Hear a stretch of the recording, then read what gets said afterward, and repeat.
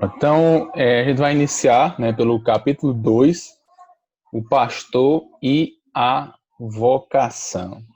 Então, a gente já viu, né, no capítulo anterior, a introdução geral, né, sobre a teologia pastoral. A gente viu sobre o relacionamento que o pastor ele deve ter, né, ele deve ter relacionamento com Deus, relacionamento íntimo, relacionamento com a família, e relacionamento com a igreja, né? A gente viu esses três tipos de relacionamento que o pastor ele deve ter. E hoje nós veremos, né, o capítulo 2, que vai tratar sobre o chamado ou a vocação ao pastorado. Isso aqui é importante, irmãos, porque ser pastor não é simplesmente uma opção, não é simplesmente uma escolha nossa, não é simplesmente falta de opção, não. Né? Ele tem que ter uma convicção, né? E existem alguns fatores que precisam ser levados em consideração. Muitos de nós pensamos que a chamada do pastor ela é apenas subjetiva, ela é apenas individual, ela é apenas pessoal, ela é apenas uma experiência. Então, o que eu quero dizer com isso? Né? Alguém olha assim e diz, não, eu fui chamado por Deus para ser pastor, mas esse chamado só quem percebe é aquela pessoa, né? Só quem percebe é aquela pessoa que diz que foi chamada. Então, além da pessoa ter a convicção do chamado, é necessário também que a igreja veja esse chamado. É necessário também que a igreja reconheça esse chamado. Por quê, irmãos? Porque é muito fácil eu dizer que sou chamado, é muito fácil alguém falar que é chamado, que foi vocacionado por Deus para ser pastor, mas a questão é, a igreja reconhece essa vocação, a igreja reconhece esse chamado, os irmãos reconhecem esse chamado, então esse é um ponto que também deve ser levado em consideração, né, esses fatores. E dentre outros pontos também que deve ser considerado, como por exemplo, eu tenho um desejo de estudar a palavra de Deus, né? Eu amo conhecer mais a Deus, eu gasto tempo estudando a palavra de Deus, eu tenho prazer em estar com as pessoas, né? Eu tenho uma postura ética, por exemplo, eu sei ouvir o que as pessoas me falam e eu não saio por aí divulgando o que elas me falam. Então, tudo isso deve ser considerado em um chamado para um pastor. Né? Tem um livro que eu li, salvo engano, no início desse ano, chamado Eu Sou Chamado, um livro muito bom, né, que vai tratar sobre justamente o chamado ao pastorado. Eu estou vendo aí também um livro aí na mesa do irmão Mauro, né, Pregação em Pregadores, que é um livro Amém. excelente, né, que trata também sobre essa questão de chamado, de pregação em pregadores. Então, irmãos, a gente precisa considerar esses pontos e esses elementos. Dando entrada, né, aqui na aula de hoje, a gente vai observar aí, né, na verdade, entrando na apostila, a introdução, que vai dizer o seguinte: vocação é uma adequação das habilidades humanas que o indivíduo tem para realizar um trabalho com espírito de renúncia e sacrifício. Né? Então, a gente já deve atentar para essa definição de vocação. A adequação das habilidades humanas. A paz do seu irmão Ausilene, seja bem-vinda. Paz do Senhor, irmão. Amém. Paz do Senhor, minha irmã. Paz do Senhor. Então, observemos nós aqui, irmãos, um detalhe. A vocação é a adequação das habilidades humanas. Habilidades humanas. Preste bem atenção. O que é que um pastor tem ou assim desempenha que qualquer outra pessoa não possa desempenhar? A renúncia de tudo, né? Como, irmã Lúcia? Ele não tem que renunciar a muitas coisas para poder ser um pastor, né? Sim, esse é o ponto, né? A questão aqui Esses dois elementos, é a renúncia e o sacrifício. Porque, por exemplo, a gente vai ter pessoas que podem falar até melhor que um pastor, né? A gente vai ter pessoas que podem ser mais comunicativas, até mesmo mais que um pastor, pessoas que conseguem fazer algumas coisas humanas melhor que um pastor. Só que a diferença está na renúncia e no sacrifício. Não é a habilidade humana em si que, digamos assim, evidencia o chamado, mas sim a capacidade de renunciar e a capacidade de se sacrificar. Isso é o que deve ser levado em consideração. Irmão Afirmar que o Daniel, pastor é um profissional no sentido estrito não é correto. Alguns candidatos ao ministério são bons oradores, têm capacidade intelectual e muito conhecimento bíblico e teológico, mas não são vocacionados. Isso aqui também é outro ponto importante. Aqui a gente vê dois elementos dentro dessa frase. Em primeiro lugar, devemos entender que o chamado ao pastorado não é uma profissão como as demais profissões, né? Ela é diferente, né? Ou melhor dizendo, assim, refazendo, né, a questão. Ela não está ligada a um profissionalismo, ao sentido da gente desempenhar, né, tão somente uma função que diz respeito ao exercício da minha profissão, né? Não é eu ser um profissional no sentido de eu apenas me limitar às questões humanas, né? Não é nesse sentido, né, que um pastor deve ser compreendido. Por exemplo, aquele pastor ali, ele é assim, assim, assado, ele é um profissional, né? Então não é bem por aí que o chamado pastoral ele se apresenta. É tanto que a gente observa aqui, né, na segunda parte, qualidades humanas aqui, ó, bons oradores, ter capacidade intelectual, conhecimento bíblico e teológico. Nada disso, irmãos, é errado, nada disso é ilegal. Não, muito pelo contrário, isso é bom, é virtuoso. Agora, essas qualidades por si só, elas não são suficientes para atestar um pastor. Elas devem estar atreladas a esse ponto aqui em cima, a renúncia e o sacrifício. A vocação é um termo amplo, teologicamente falando, portanto, faremos uma breve distinção entre vocação salvífica e pastoral.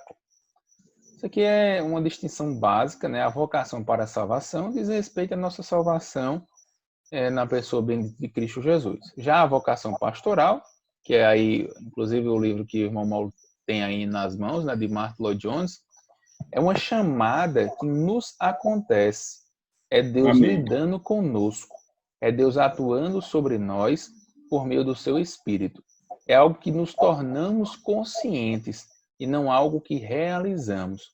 Ninguém toma para si esta honra, senão o que é chamado por Deus como Arão. Isso aqui é muito importante, irmãos.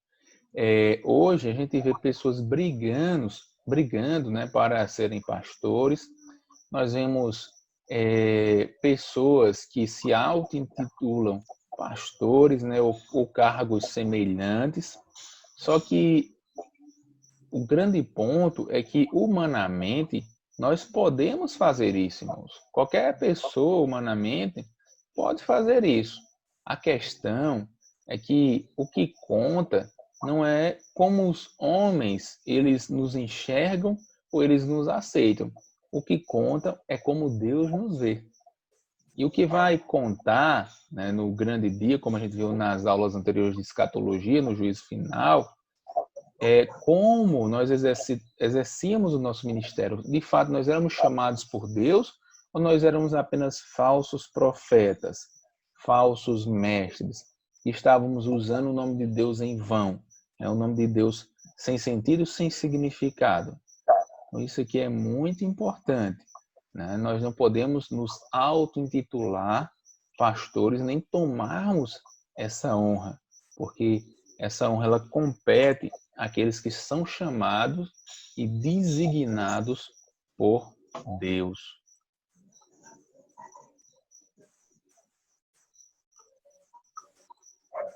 A vocação para o ministério pastoral é o mais sublime de todas as vocações.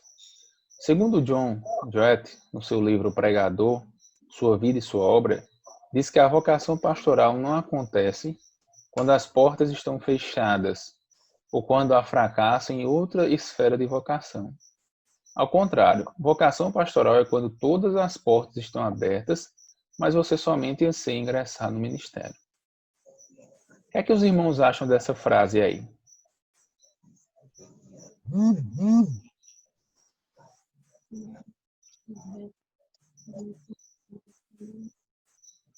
que é que os irmãos acham dessa frase?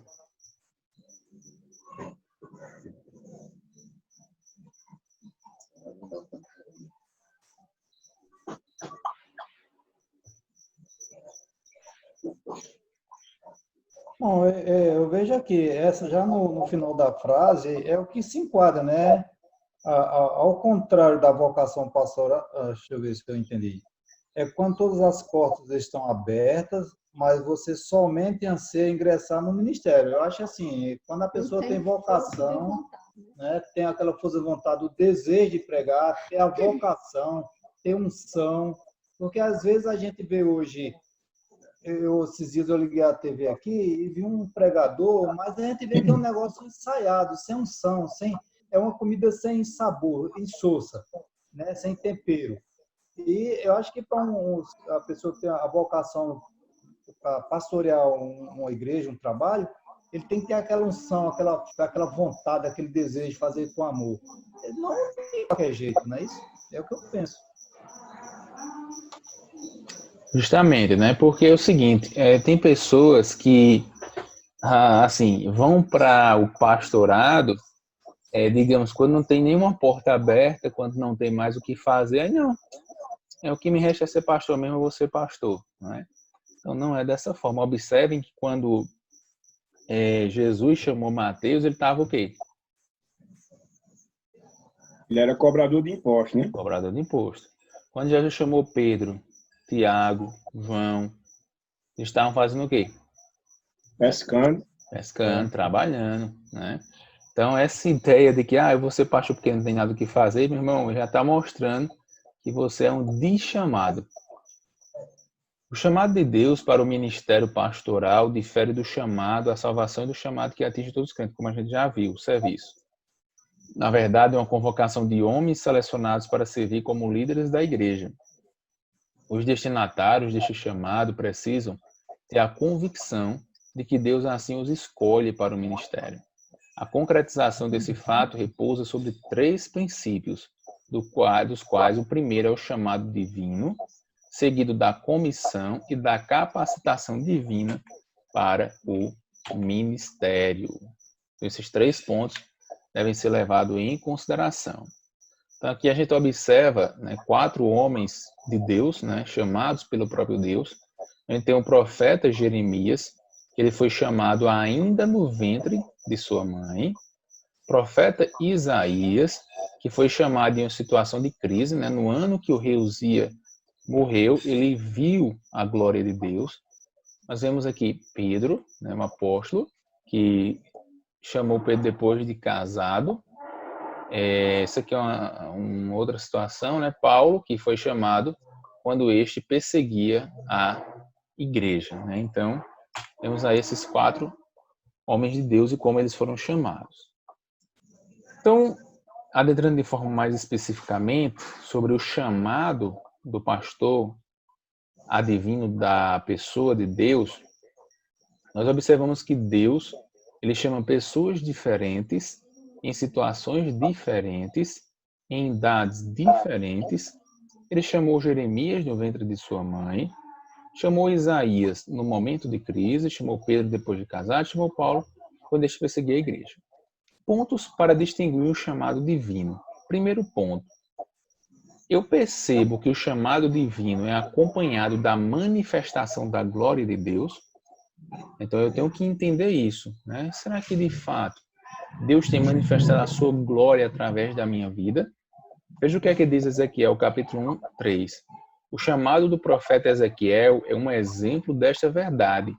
Veio expressamente a palavra do Senhor a Ezequiel, e ali esteve sobre ele a mão do Senhor. Então, é preciso que a ação de Deus ela se faça presente, né? O mover de Deus ele se faça presente.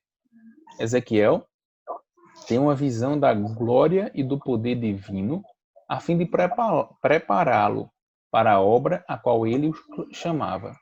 Quando chamado, Moisés viu a glória de Deus no deserto. Isaías viu a glória de Deus no templo. O apóstolo Paulo viu a glória de Cristo a caminho de Damasco. Assim como no chamado profético, a chamada pastoral deve ser acompanhada da glória de Deus. O pastor precisa experimentar o poder da glória e a santidade de Deus. Antes de ingressar no ministério, obtemos a compreensão da mesma mediante Jesus Cristo, o qual é a glória de Deus, o véu sobre a humanidade. O véu da humanidade. O ministério deve ser um reflexo da glória de Deus. O ministério deve reluzir a santidade de Deus, pois o nosso chamado, antes de tudo, é refletir Cristo em nós. Esse aqui é o grande ponto. Quando as pessoas olham para nós, né, quem as pessoas nos veem em nós? Vê em nós um homem de Deus, né, o qual reflete a glória de Deus, ou as pessoas veem em nós um fofoqueiro, um desonesto, um falastrão? Como é que Deus nos identifica? Como é que as pessoas nos enxergam? Então, esse aqui é um ponto muito importante. Nós precisamos gozar de um bom testemunho perante as pessoas, sejam as que estão no nosso convívio, sejam as que não estão, porque nós estamos ali para testemunhar a glória de Deus, para exaltar e engrandecer o nome de Deus. Irmãos, tem alguma questão nesse ponto? Eu acho assim, sabe, irmão, que é por isso que o pastor, ele tem que ser um exemplo. Ele tem que o testemunho dele no convívio, vamos dizer assim, numa cidade dessa, né? O testemunho dele, ele tem que zelar pelo testemunho. E eu acho que isso só faz aquele que realmente recebe o chamado, que é levantado por Deus, porque não precisa a gente nem sair daqui para outras cidades, para outras situações, porque a gente sabe que tem pessoas que abre, como o irmão falou, abre uma porta de uma garagem, sei lá, e diz, eu sou um pastor, veste um paletó, bota uma gravata, vai falar bonito, mas não prospera, porque justamente ele está fazendo conforme a vontade dele, ele não tem nenhum chamado de Deus. Porque e a gente tem um exemplo claro, que é o pastor da nossa igreja. Ele é um exemplo claro, diante do que a gente está estudando aqui, e a gente vê, pelo menos eu vejo ele preencher os requisitos de um homem chamado por Deus, pela renúncia, conforme o testemunho dele, ele ganhava um bom salário, e ele recebeu, Deus falou com ele, ele foi lá e entregou tudo. Ele veio para uma cidade que ele passava aqui e dizia que nunca fosse para morar aqui, jamais, era uma cidade feia, era isso e isso, e Deus colocou ele para cá, e a gente vê o amor dele pela nossa cidade e pelas ovelhas do Senhor, a qual ele está pastoreando. Então, isso eu acredito que seja realmente aquele homem que recebeu o chamado de Deus e que abraçou renúncia, né, e com sacrifício. Então, eu acredito que seja por aí. Esse é o meu pensar, né? Amém. Irmão, só um minutinho que eu vou só colocar água aqui para Davi tomar banho. Amém. Amém. Papai, vai tomar um banho bem gostoso.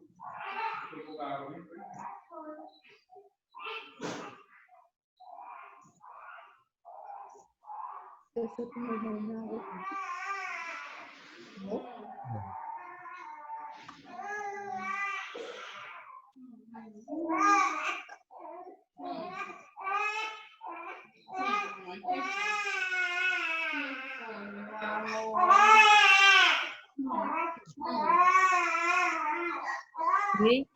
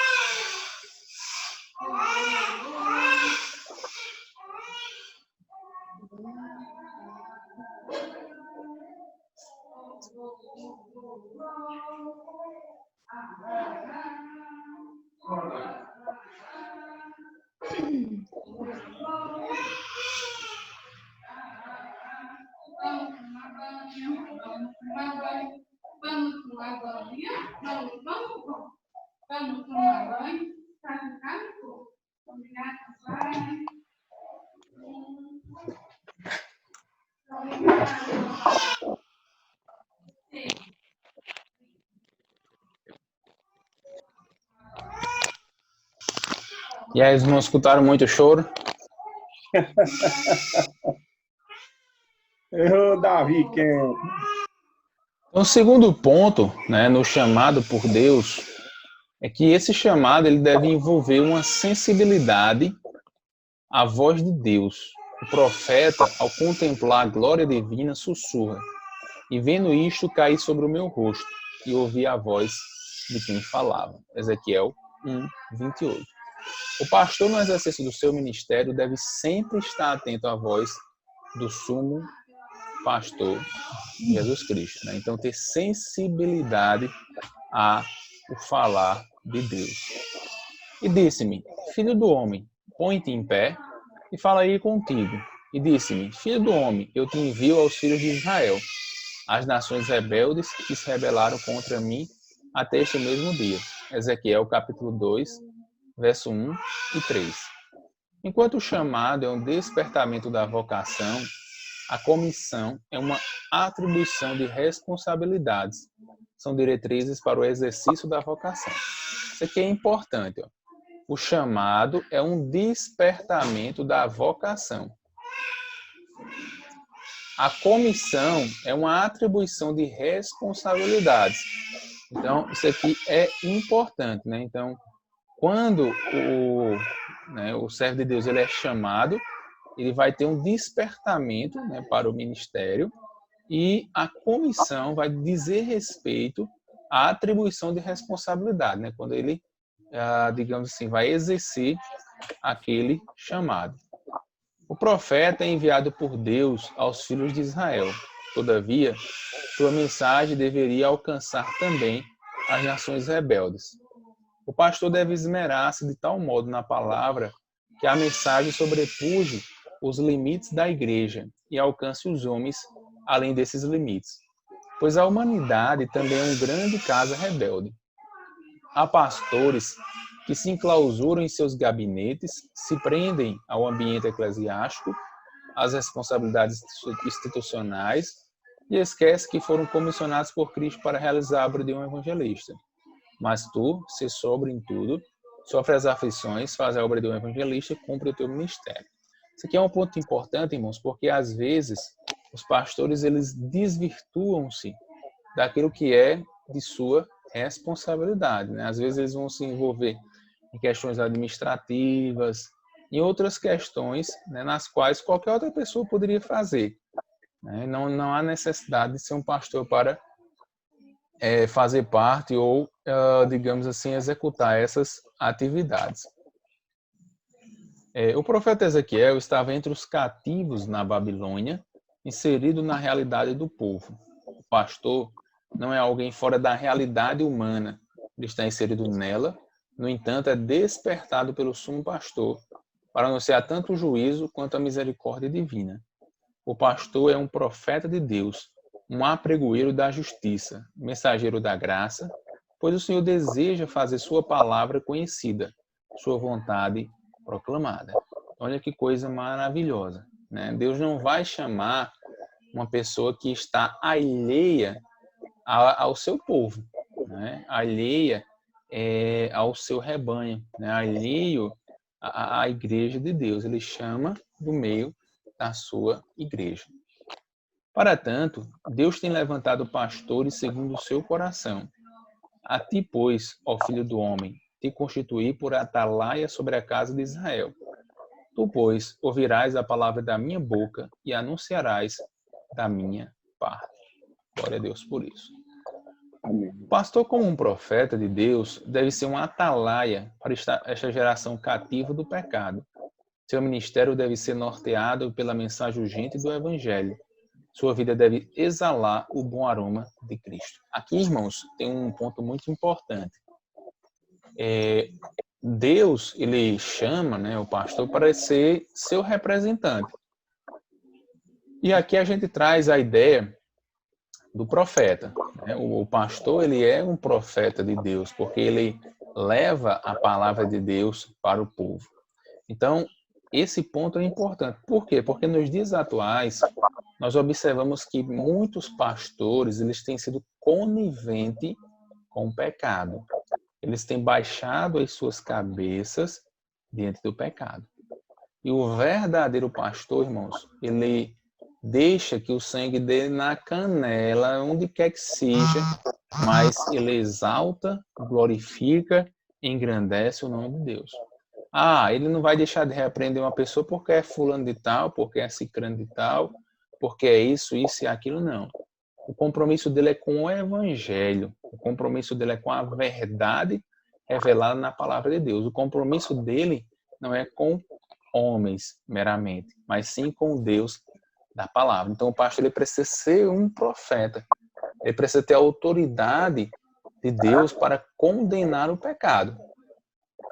Nós não devemos ficar desgostoso, né, quando nós estamos em um culto onde o nosso pecado é confrontado, onde os pecados são confrontados. Porque, irmãos, essa é a missão do Evangelho.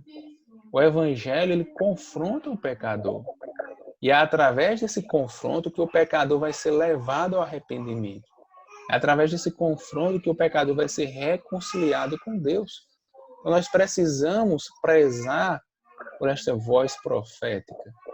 Porque para Deus somos o bom perfume de Cristo, nos que se salvam e nos que se perdem, porque nós não somos como muitos, falsificadores da palavra de Deus. Antes falamos de Cristo com sinceridade, como de Deus, na presença de Deus. O que eu quero dizer, irmãos, é que quando eu falo aqui que o pastor ele deve ser um profeta, não é no sentido de que ele vai subir no povo e dizer, eu estou profetizando. Não, irmãos. Muitos que falam ou usam esse tipo de expressão, nem profecia de Deus é. Né? Quando eu digo profeta, no sentido de denunciar o pecado, no sentido de expor a palavra de Deus com fidelidade. A cada vez que nós subimos no púlpito para proclamarmos o Evangelho de Deus, nós estamos profetizando, porque nós estamos transmitindo a palavra de Deus para as pessoas. Agora, nós não precisamos dizer, eu estou profetizando. Não. Porque isso é compreendido de uma outra maneira. Mas sempre que nós levamos a palavra de Deus, nós nos constituímos como profeta de Deus para as pessoas. E precisamos entender a preciosidade desse termo e a urgência de compreendermos a necessidade de, digamos assim, proclamar o Evangelho de forma plena e completa. Terceiro ponto. Além do pastor, né, ele ter, né, essa capacidade profética, o pastor ele também deve ser capacitado por Deus, né? Deus quem dá o entendimento. É interessante, irmãos, que a Bíblia ela é muito peculiar em relação a qualquer outro livro, porque a Bíblia ela requer um outro componente para que a sua palavra se torne viva e eficaz, conforme Hebreus 4:12. A gente pega, né, a Bíblia Sagrada, abre e lê, mas se o Espírito Santo de Deus não aplicar essa palavra em nossos corações, ou seja, não tornar elas verdadeiras, nós leremos a Bíblia como um livro qualquer.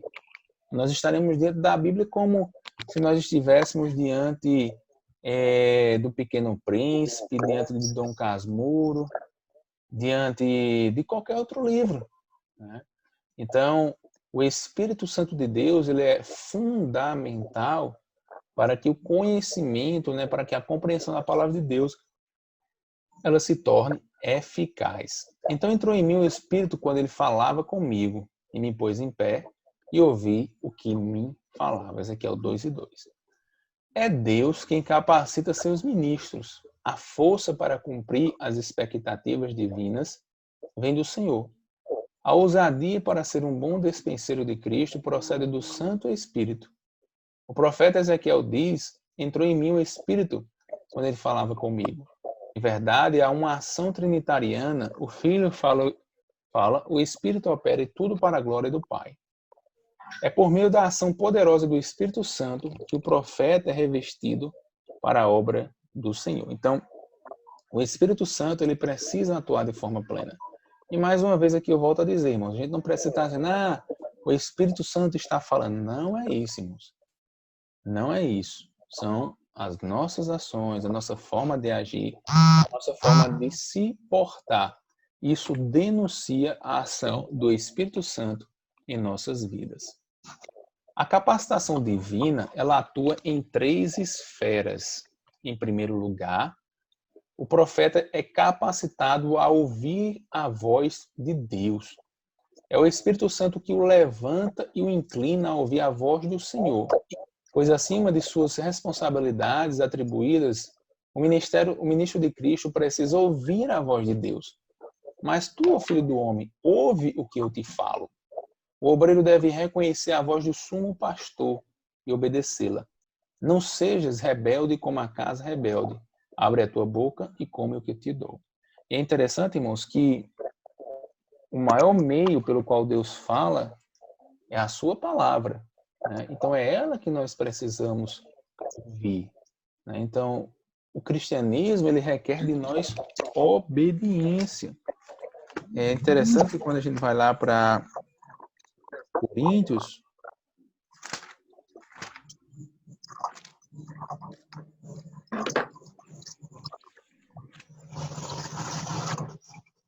o capítulo 2, versículo 14, que diz assim, ora, a pessoa natural não aceita as coisas do Espírito de Deus, porque eles são loucura. E ela não pode entendê-las, porque elas se discernem espiritualmente. Então, esse é o ponto. O Espírito Santo é quem dá o discernimento, quem dá o entendimento, é quem capacita-nos para que nós possamos ouvir a voz de Deus, para que nós possamos obedecer essa palavra, irmãos. Por isso que muitas vezes a gente vê pessoas na igreja, pessoas em nosso convívio, que vivem uma vida preguiça, uma vida de qualquer jeito, mas é porque eles não tiveram seus ouvidos abertos, é porque eles não conseguem compreender a voz de Deus para a sua vida, a vontade de Deus para a sua vida. Irmãos, o tempo aqui está acabando, aí a gente vai retornar, tá certo? A ligação. Enquanto isso, os irmãos bebem uma aguinha, vão ao banheiro. Amém. Rapidamente vou retornar. Amém. Em nome de Jesus. Pai do Senhor, irmã Divânia. Irmã Divânia, tá caindo aqui a ligação e eu vou colocar outro link lá para entrar, viu? Que tá acabando o tempo.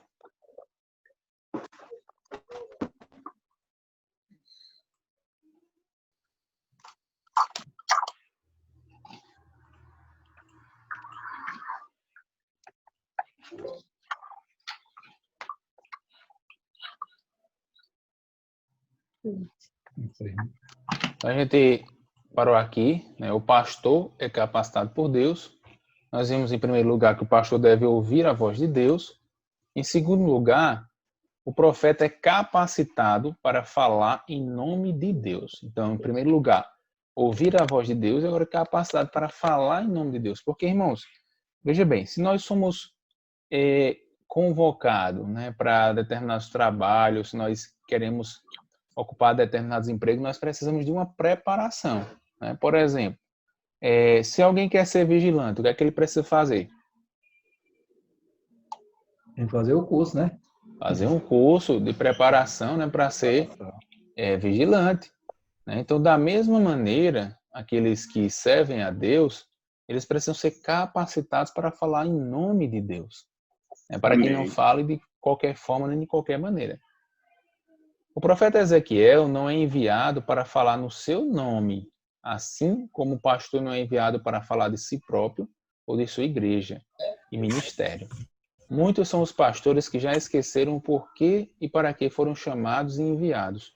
Seu ministério pessoal, sua igreja exaltada, menos Cristo, o Senhor. O pastor é, sobretudo, um servo de Cristo, capacitado para falar acerca de Deus. Mas tu lhes dirás as minhas palavras, que ouçam, quer deixe de ouvir. E em nome de Deus eu te envio e a eles e lhe dirás, assim diz o Senhor.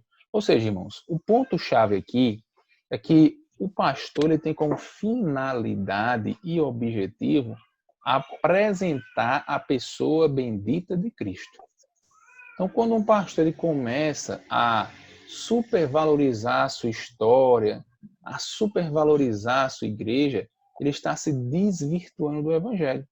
Porque não é função do pastor estar, digamos assim, gastando tempo contando a sua história de êxodo, contando a história de êxodo da sua igreja.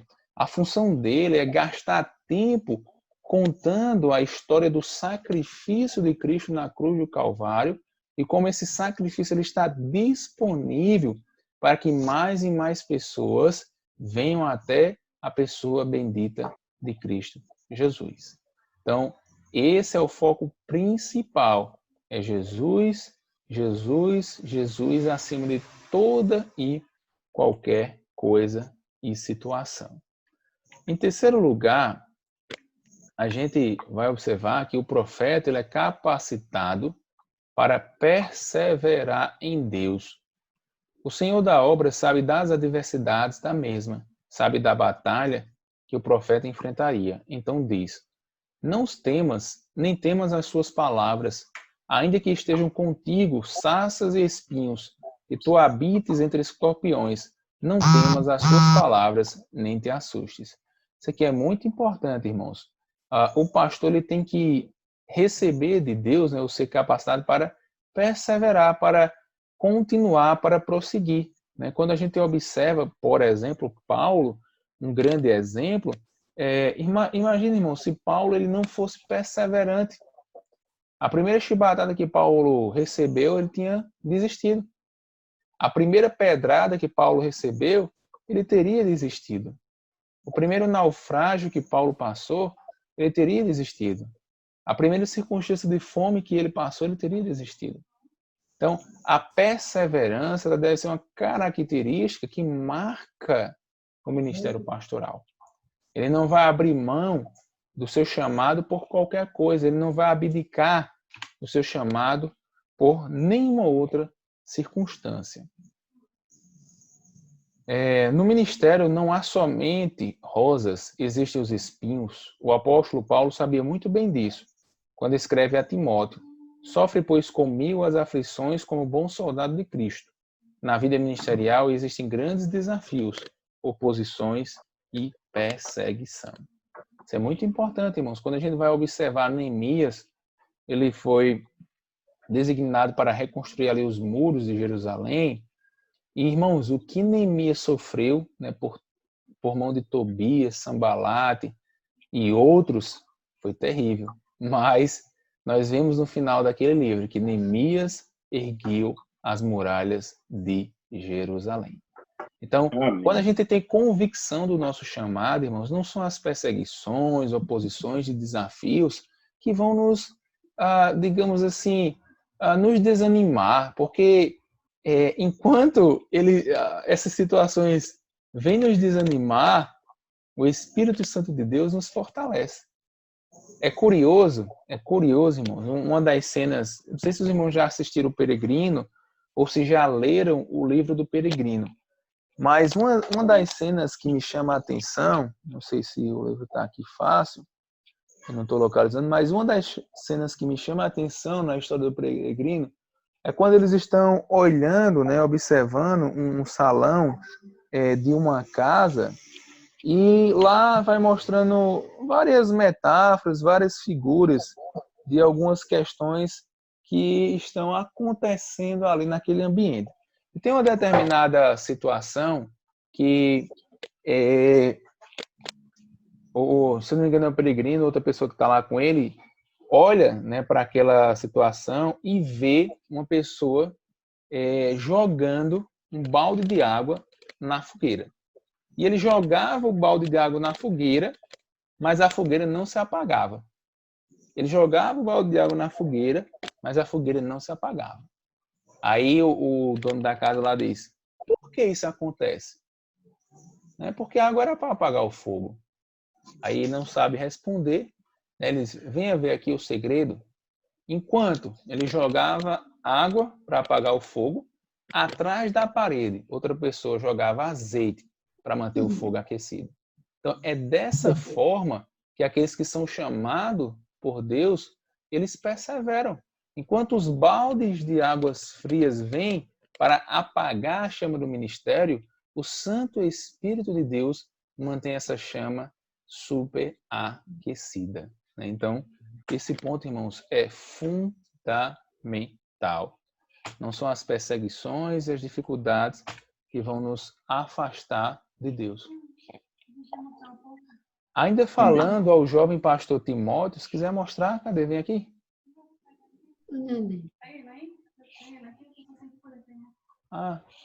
Irmão, deixa eu mostrar aqui. Não, vai chorar, amor. Deixa ele aí, mamãe. Ele vai chorar, não? Não. Ainda falando ao jovem pastor Timóteo, ia mostrar Davi, mas ele tá mamando ali, aí para ele não ficar chorando. Ainda falando ao jovem pastor Timóteo, o apóstolo usa sua experiência no ministério como exemplo. Perseguições e aflições tais quais me aconteceram em Antioquia, em Icônio e em Listra. Quantas perseguições sofri, e o Senhor de todas me livrou. E também todos os que piamente querem viver em Cristo Jesus padecerão perseguições. É importante darmos ênfase à vida laboriosa do pastor, pois muitos querem entrar no ministério pelo status que lhe é conferido, pela fama ostentada por alguns. Todavia, o padrão bíblico compara o ministério à disciplina e às aflições da vida militar.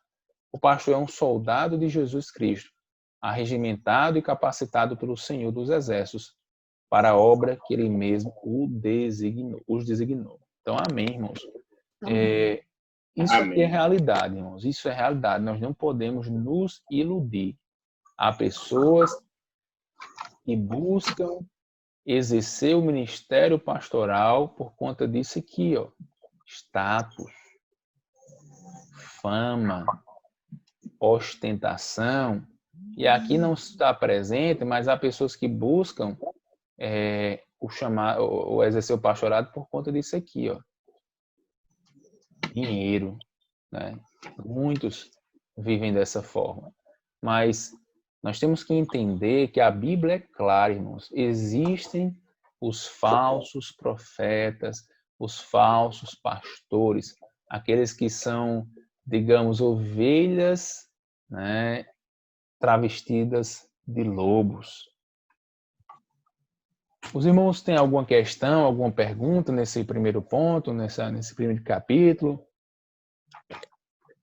Eu vejo, irmão, o seguinte, assim, no que o irmão falou aí por último, a gente tem que estar atento, porque muitas vezes a gente é abordados na rua ou dentro da nossa própria família, quando fala nos escândalos, né, que acontecem, principalmente por essas pessoas, né, que prega o dinheiro, né, os olhos é no dinheiro, é enganando as pessoas. Então, a gente não esquecer de falar sobre o que a Bíblia fala sobre essas pessoas, que é os falsos profetas, para que, eu acho que é uma das nossas defesas, eu acho que é a defesa principal em termos, é mostrar que Jesus, ele deixou escrito que isso aí iria acontecer. E a gente mostrar com precisão, para que as pessoas não venham generalizar, que ninguém pode generalizar ninguém. Isso. Generalizar, ou seja, esse negócio de crente, esse negócio de evangélico, só é tudo lá, é isso. Aí a gente tem que mostrar com precisão, para que as pessoas entendam que tem, mas que Jesus, ele nos alertou e deixou esse alerta para todos. Acautelai-vos dos falsos profetas, né? Então a gente tem que, eu acho que isso é fundamental para a gente mostrar às pessoas que acham que todo mundo é do mesmo jeito, Isso. né? Muito importante essa colocação que o irmão Mauro falou, irmãos, porque de fato muitas pessoas hoje mancham o evangelho, né? Mancham o nosso nome, né? Eu costumo dizer, eu já até relatei aos irmãos em outra situação, que antigamente, né, é uma forma assim de a gente entender melhor, quando um pastor vinha visitar a casa de um irmão, né, quando ele vinha de longe, o irmão dizia: ei, prepara aí a galinha, prepara aí que lá vem um pastor. Era a maior alegria, o maior regozijo. Hoje, infelizmente, quando muitos veem o pastor chegar de longe, dizem: ei, solta o cachorro que lá vem um pastor. Né? Então, isso é uma triste realidade. Né? Muitos são tidos apenas como ladrões. Né? E isso, irmãos, não deve nos atingir, né? Porque nós entendemos o que é um chamado pastoral, mas como o irmão Mauro falou, isso também serve de defesa da nossa fé. Porque as pessoas batem nesse ponto, as pessoas batem nessa tecla. Nós temos que mostrar a eles que nem todos que dizem ser pastor são pastores. Ou até são, mas eles agregam um outro nome, eles são falsos pastores, né? Ou pseudos pastores. Então, irmãos, alguém falou? Tem alguém falando aí no fundo aí de alguém, do microfone. Então, essa foi o capítulo 2, né, da nossa aula. E, irmãos, eu não sei se os irmãos observaram aí, mas o capítulo de número 3, ele faltou, né, alguns pontos. Então, vai ser até um pouquinho mais curto por conta disso, né? Esse tópico aqui agora, ele vai abordar, né, o pastor, a igreja e a família. O que acontece é que não é abordado os outros pontos, como os irmãos podem ver aqui. Vai ficar mais no ponto do pastor mesmo, né? Não aborda a igreja nem a família. Então vamos lá, né? Esses 3 pontos aqui, eles devem estar interligados. O pastor, ele não vive só, ele não conduz só, né? O pastor, ele precisa ter um rebanho, né? Que é a igreja. E o pastor, ele também tem uma família, um lar, né? E esses 3 precisam estar em harmonia, precisam conviver bem. O pastor, ele precisa cuidar bem da sua família, como nós vimos na aula anterior. Aqui, irmãos, a gente vai falar sobre o salário do pastor. O salário pastoral, ou como em muitas igrejas é chamado prebenda. No caso da nossa igreja, né, pelo estatuto, nós temos a prebenda. Um assunto que gera controvérsias e extremos nas igrejas. Por um lado, alguns pastores agem como mercenários e amam mais o dinheiro do que a Jesus e suas ovelhas. Esses pastores que agem dessa forma são pastores de si mesmo, amam mais o lucro do que o ministério. Vivem para si, servir das ovelhas, e não para servi-las. Outro extremo é a negligência das igrejas em pagar um salário digno para seus pastores. Aqueles que trabalham na palavra são dignos de redobrados honorários. Então, nessa frase aí, nesse texto que a gente leu, tem alguns pontos que nós podemos examinar, né? Em primeiro lugar, a gente observa que existem pastores que agem como mercenários. Eles amam mais o dinheiro do que a Jesus e suas ovelhas, né? Existem igrejas, irmãos, que o foco, né, lamentavelmente, é apenas aquilo que os fiéis possuem, né? Apenas a riqueza, o dinheiro, os bens que aqueles fiéis eles possuem. Mas por quê? Porque está à frente, né, dessas instituições pessoas que são dominadas pelo pecado da ambição, pelo pecado da ganância, né, pelo pecado da mentira, pelo pecado de tantas e tantas outras situações. Nós não podemos nos iludir com isso. Não é porque tem lá o nome igreja, não sei o que lá, que é igreja não, irmãos. A gente precisa ter também maturidade, né? Principalmente nesse tempo, agora que a gente está nessas pandemias, nós precisamos ter cuidado com aquilo que a gente ouve, com aquilo que a gente vê, né? Para que a gente não venha cair em armadilhas e trazer prejuízo para o exercício da nossa vida cristã. Esses pastores que agem dessa forma são pastores de si mesmos, amam mais o lucro do que o ministério. Vivem para se servir das ovelhas e não para servi-las. Então, olha que coisa, irmãos. Amam mais o lucro do que o ministério. Eu já ouvi, irmãos, situações, né, em que pastores disseram, olha, ou vocês dão tanto, ou eu vou sair, né? Ou eu deixo vocês, né? Então, como assim, irmãos? O que isso quer dizer, né? Então, a gente precisa rever, né, as nossas formas de enxergar o ministério pastoral.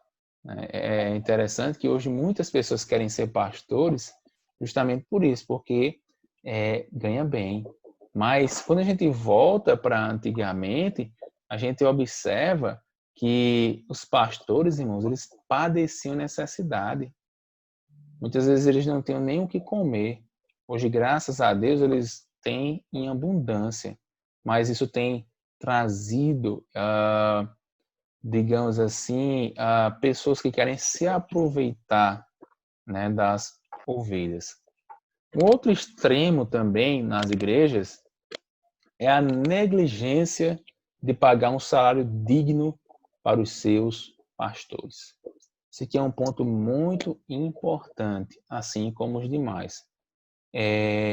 Às vezes, irmãos, a gente vê pastores que ainda hoje, né, passam certa dificuldade, uma certa necessidade. A gente tem pastores aqui no Alto Sertão que às vezes sobrevive com um salário mínimo, né? A igreja é pequena, a igreja não rende, né? E aí você dá, mas eu sobrevivo com um salário mínimo, mas a gente tem que entender, né, que claro, quando um pastor é chamado, ele precisa investir em seu ministério, né? E, por exemplo, o principal ministério, entendo eu, do pastor é proclamar a palavra de Deus, é pregar o evangelho.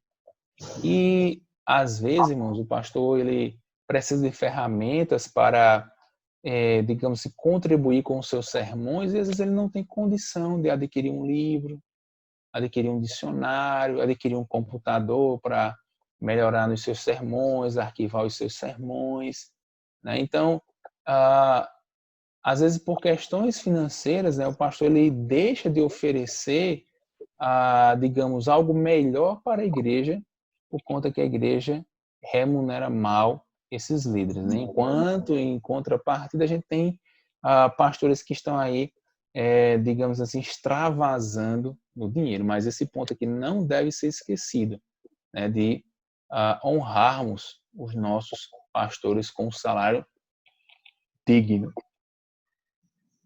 Aqueles que trabalham na palavra são dignos de redobrados honorários. Em seu livro De Pastor a Pastor, Hernandes Dias Lopes trata desta questão usando o ensino do apóstolo Paulo quanto ao assunto. Em sua primeira carta aos Coríntios, no capítulo 9, o apóstolo traz à tona a questão do salário pastoral. Paulo ensinou sobre o seu próprio direito de receber o sustento financeiro da igreja. O sustento financeiro era direito seu e responsabilidade da igreja, embora seja o princípio claro da palavra de Deus que o obreiro é digno do seu salário. Segundo Hernandes Dias Lopes, Paulo apresenta 2 argumentos em defesa da sua política sobre o sustento financeiro daqueles que trabalham na obra de Deus. O direito de receber sustento da igreja e o direito de recusar esse mesmo sustento. Então, isso aqui são 2 pontos importantes, irmãos. O pastor, se quiser, ele pode recusar o que a igreja vai pagar, né? Então, digamos, às vezes ele tem um emprego, né? Às vezes ele tem alguma outra fonte de renda, e aí ele recusa ou ele diminui o seu salário, né? Como também ele tem o direito de receber o sustento da igreja, porque aquilo ali também vai dar mais condições dele poder estudar mais, dele poder atender mais os irmãos, de ele poder contribuir e cooperar mais com a igreja de nosso Senhor Jesus e bendito. O apóstolo, ele constrói uma base para dizer que o suporte, segundo Hernandes Dias Lopes, o apóstolo constrói uma base para dizer que o suporte financeiro é um direito seu, que é legal e bíblico receber o salário da igreja. Depois ele usou outro argumento, a liberdade e o direito de abrir mão desse sustento por uma causa maior. Paulo usa 5 argumentos para provar seu direito de receber o salário da igreja. Então, em primeiro lugar, o que é que dá direito de Paulo receber o dinheiro da igreja? O que é que dava esse direito a Paulo?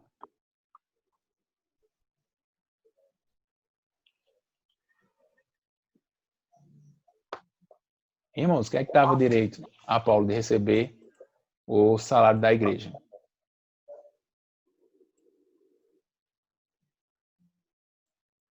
É porque ele era o quê?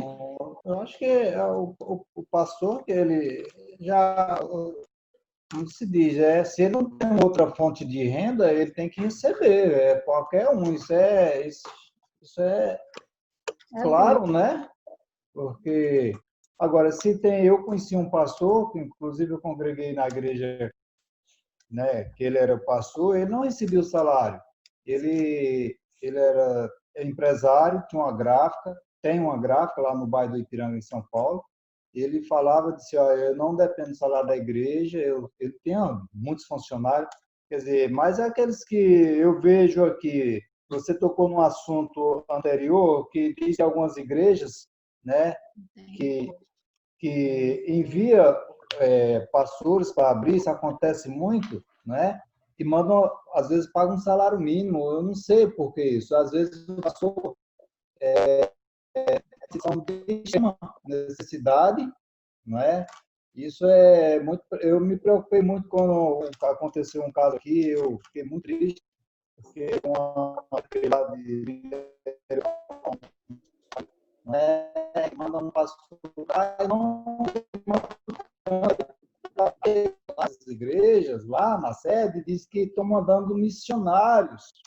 E quando eu chego aqui, e lá as ofertas, da Santa Fe, geralmente tem alguns cultos, né, que procure para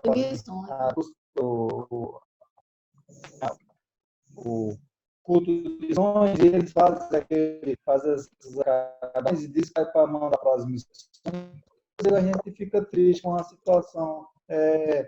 igrejas que aproveitam, né? Mas eu creio que todo aquele que vive da obra, que vive da obra, ele tem que viver bem, ele está bem, tem que ter uma moradia digna, criar os filhos com educação, porque, irmão, se ele não tiver um salário, aí até passando necessidade ou privações, né, de alimento, os próprios membros dizem, mas que pastor é aquele? Passando, né? A pessoa não tem um entendimento.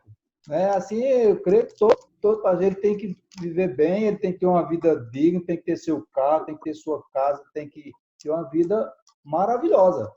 Afinal de contas, ele está trabalhando para Deus, para o dono do mundo, né? Uhum.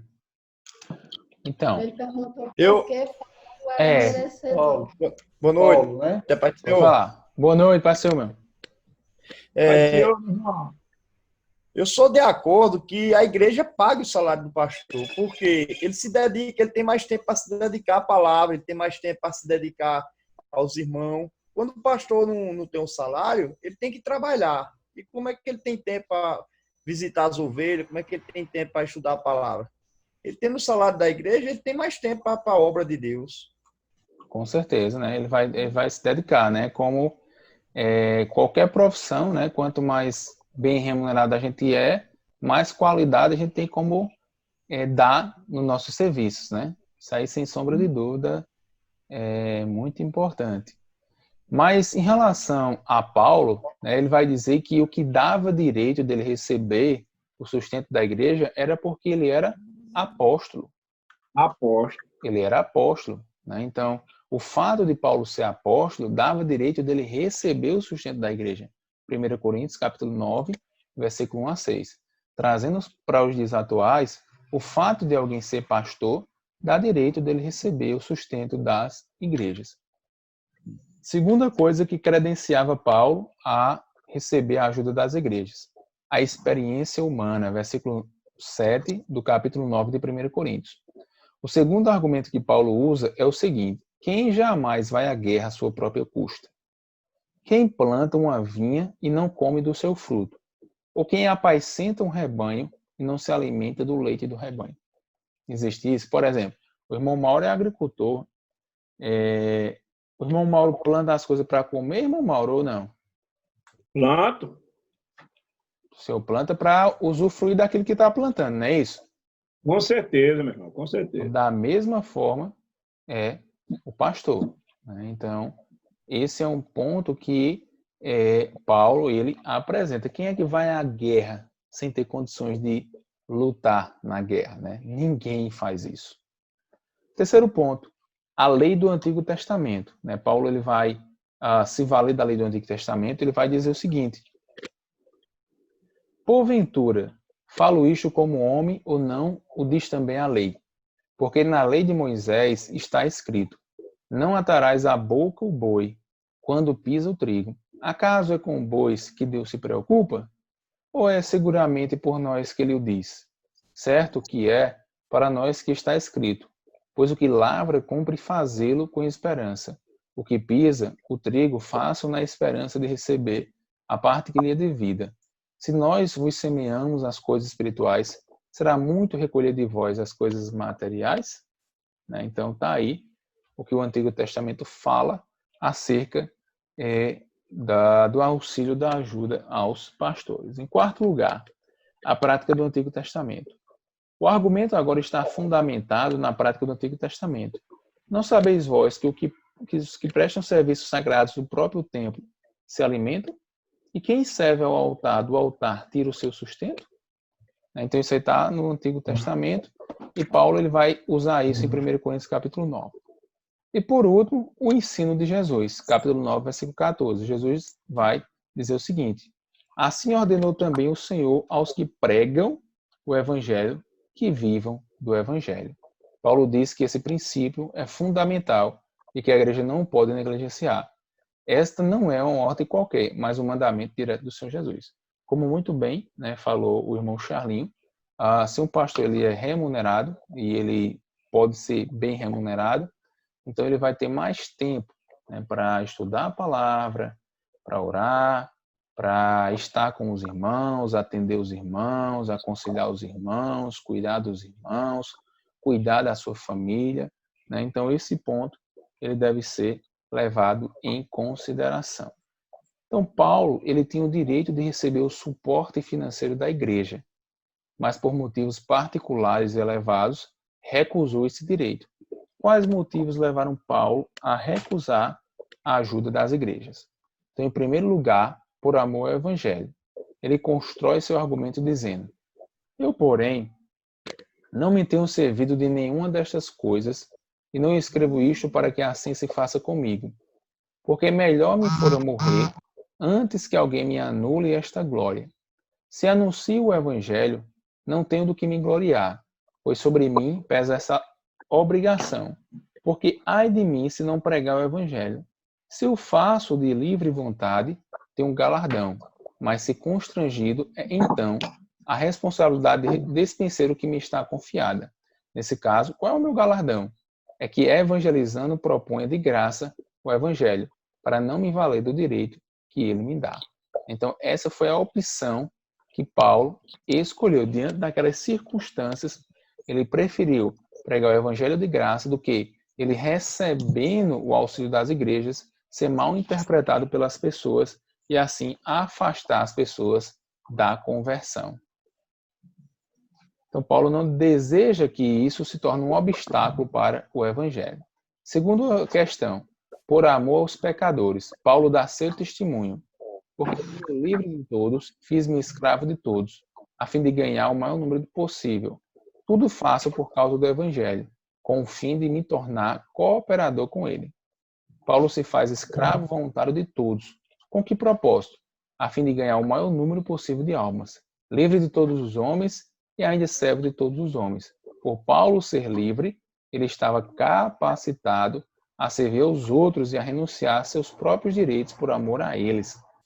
Pastores devem trabalhar no ministério sem visar o lucro, e as igrejas devem sustentar os seus pastores com generosidade e alegria. O que diz Martin Lloyd-Jones? Um sermão deve ser a proclamação da verdade divina, mediada pelo pregador. Então, irmãos, essa foi a nossa aula de hoje. Nós vimos, em primeiro lugar, a vocação para o pastorado, e, em segundo lugar, nós vimos os cuidados financeiros para com os pastores. Eu queria ouvir os irmãos.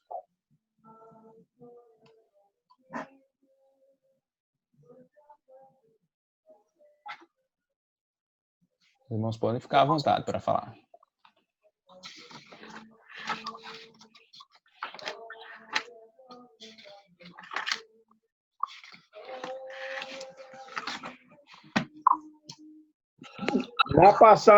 Na passagem aí onde fala da recusa, né? Uhum. Da recusa no caso, seria renunciar, né? Ele renuncia. Lá eu trabalhava em Mato Grosso, e lá numa cidadezinha, eu mandava, e tinha um pastor que ele era o pastor Severino, da Assembleia de Deus. Ele era proprietário, o cara bem sucedido, né? E ele chegou a ser pastor e veio tomar conta da igreja lá de Mato Grosso. Como o irmão falou, a igreja pequena, a renda baixa. Aí ele foi e renunciou o salário dele. Ele não recebia, não. Ele fazia a obra por amor mesmo ao Senhor. Mas ele não recebia salário, não. Mas isso era a opção dele, né? Pelo fato dele ter condições para fazer isso aí, e aquilo que era para ser o salário dele, ele já fazia, já investia na obra, né? Isso. Ele não... ele renunciou o salário, ele não recebia salário, mas foi a opção dele, pelo fato de ele ter condições, né? Como o irmão falou aí, às vezes tem pessoas que têm condições de abrir mão, né? Abrir mão daquele salário.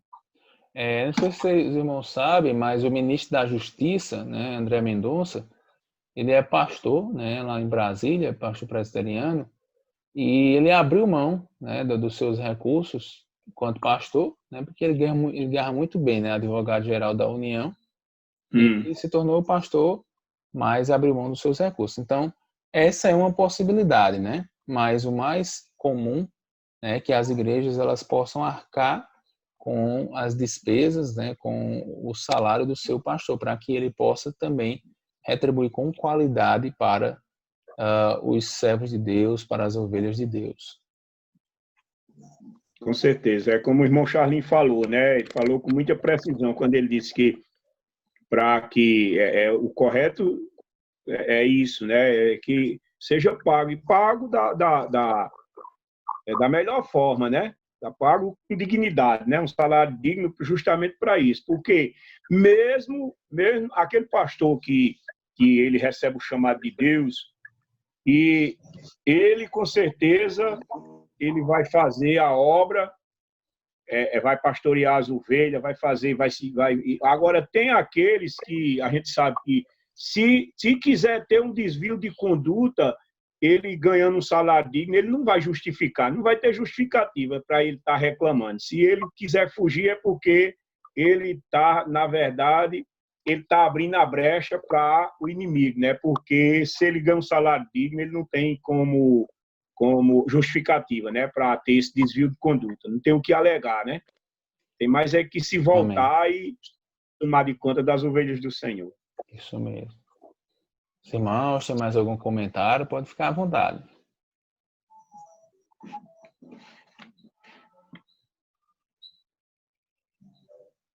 A paz do Senhor, meus irmãos. Pode falar, irmão segundo. A paz do Senhor a todos. A paz Amém, meu irmão. Meu irmão,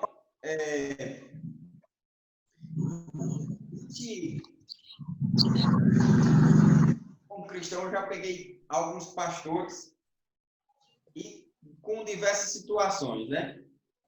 Mas eu queria fazer uma pergunta ao irmão Adriel com relação assim aos pastores que eles, por exemplo, montam uma denominação deles mesmos, só que aí aquela denominação não tem crescimento e ele vai e eu não sei qual seria a palavra, um exemplo, ele se filia ou ele começa a participar de uma outra denominação que já tem até um certo nome, que já tem um certo desenvolvimento, né? Já tem outras igrejas, em outras cidades. E aí ele vai contribuindo com a obra e comprando material para a obra, aquela igreja vai ajudando a ele, e de repente ele começa a aumentar em cadeiras, vai aumentando o patrimônio da igreja, e com isso vai crescendo o número de pessoas, a obra vai tendo êxito, pessoas vão sendo alcançadas, mas aí, de repente, esse pastor se revolta, diz que não